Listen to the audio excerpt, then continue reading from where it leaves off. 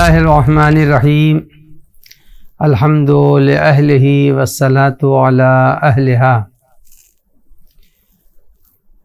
ناظرین گرامی، ایک مسئلہ بہت ہی زیادہ اہمیت رکھتا ہے اس دور میں۔ یہ وہ زمانہ ہے جس میں ہم زندگی گزار رہے ہیں۔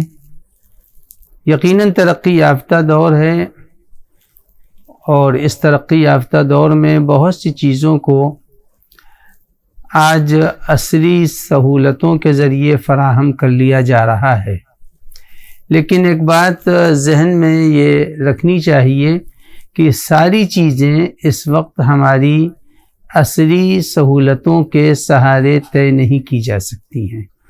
مثلاً یہ وہ زمانہ ہے جس زمانے میں بہت سی چیزوں کا انکار کر دیا جاتا ہے، اس لیے انکار کر دیا جاتا ہے کہ کسی کتاب میں اس کا تذکرہ نہیں مل رہا ہے۔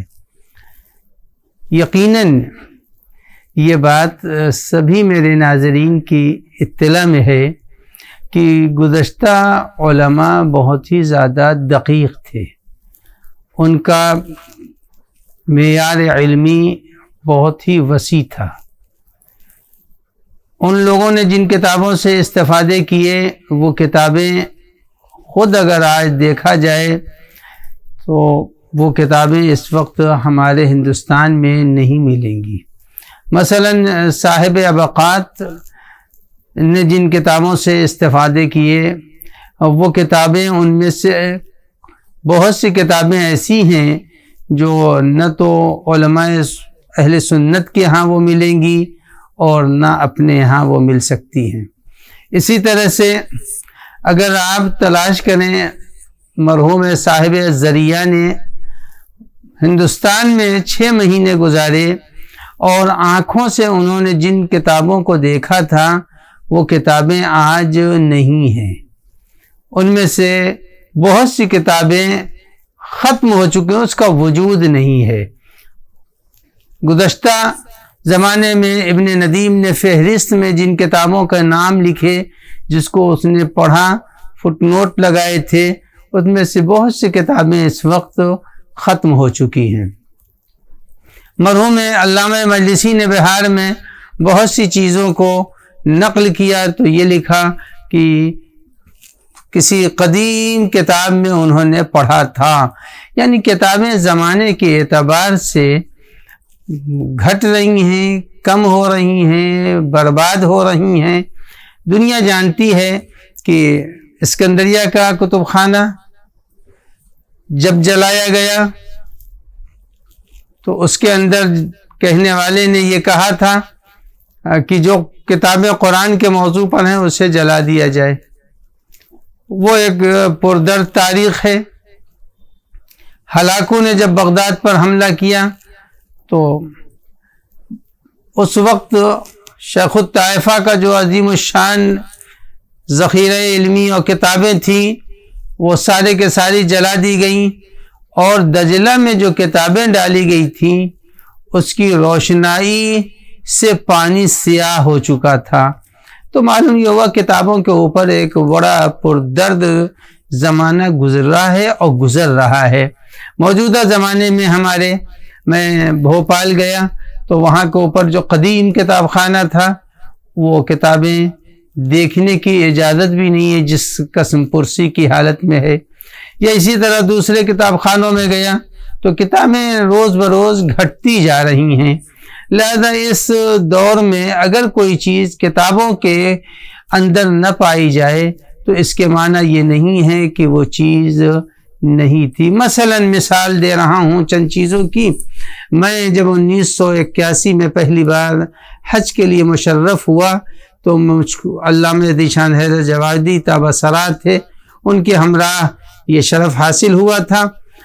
انہوں نے ایک گھر دکھلایا، مدینے کے حدود سے کچھ باہر تھا، اور بتایا کہ یہی وہ گھر ہے جس میں فاطمہ زہرا سلام اللہ علیہا کو یہودی خاتون نے دعوت دی تھی اپنے یہاں شادی میں۔ تو معلوم یہ ہوا کہ وہ آثار 1981 تک موجود تھے۔ آنکھوں سے میں نے دیکھا وہ بیت الحزن جو اس وقت اس کا بہت سا حصہ مٹا دیا گیا، وہاں ایک عمارت تعمیر کر دی گئی، یا مثلا میں نے آنکھوں سے دیکھا بقیع اور پیغمبر کے حرم کے درمیان ایک بڑا بازار تھا، اور اس میں ایک گھر امام زین العابدین علیہ السلام کا تھا، جس پر ایک تختی تھی اور لوگوں نے اسے عطر سے معطر کر رکھا تھا۔ تو بہت سی چیزیں وہ ہیں، مثلا باغ سلمان فارسی تھا، وہاں پہ پیٹرول پمپ بنا دیا گیا۔ تو بہت سی چیزیں، آثار بھی مٹائے جا رہے ہیں اور کتابیں بھی لاپرواہی کی وجہ سے مٹتی جا رہی ہیں۔ لہذا کبھی بھی اگر کوئی ایسا، مثلا جو کہا جاتا ہے یہ فاطمہ زہرا یہودی کے یہاں شادی میں شریک ہوئی تھی، اور ایک ہندوستان کے اندر کہانی کا انداز ہے، اگر بطور معجزہ اسے سن لیا جائے تو کوئی مذائقہ نہیں ہے۔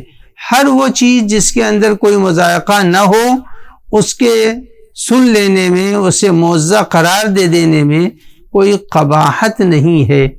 ہاں کچھ چیزیں حاشیہ بن جاتی ہیں، تو حاشیوں کو چھوڑ کر کے اصل متن کے اوپر اگر نگاہ کی جائے تو اس سے پتہ چلتا ہے کہ واقعے کو بالکل کنڈم نہیں قرار دے دینا چاہیے، اور بالکل اسے موجودہ کتابوں کو معیار بنا کر کے قدیم جو مثلا یہ واقعہ راہب کا، یا مثلا کہانی فاطمہ زہرا کی، یہ اس دور سے چلی آ رہی ہے جب سرزمین ہندوستان پر بنارس میں جواد العلماء کا دور تھا، لکھنؤ کے اندر ظہور الملت کا دور تھا، نجم العلماء کا دور تھا، ناصر ملت کا دور تھا، اعلی اللہ مقامہم مولانا فرمان علی صاحب کا زمانہ تھا۔